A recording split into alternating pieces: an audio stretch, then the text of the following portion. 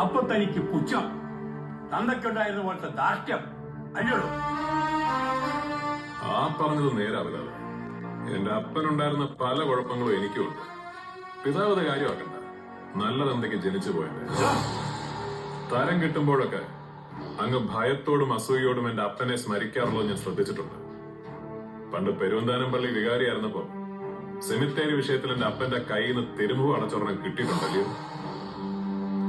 ആ കൈയുടെ ഒരു ഗുണമാണ് കൊണ്ടവനൊന്നും മറക്കുകയല്ല, ചാവുന്ന വരെ ആ ചൂട്.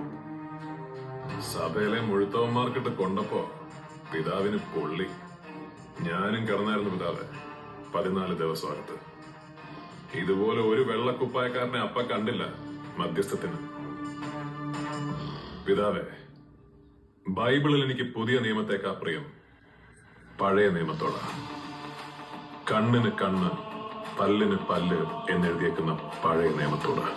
ഇമാതിരി മധ്യസ്ഥത്തിനിറങ്ങുമ്പോ അതുകൂടെ ഉണ്ടാവണം ചിന്തയില്. വർക്കി സാറ് വരുന്നില്ലയോ? അല്ല, ഒന്ന് മുക്കിയച്ചു. നല്ലതാ, ഒന്ന് മുത്തിയാര.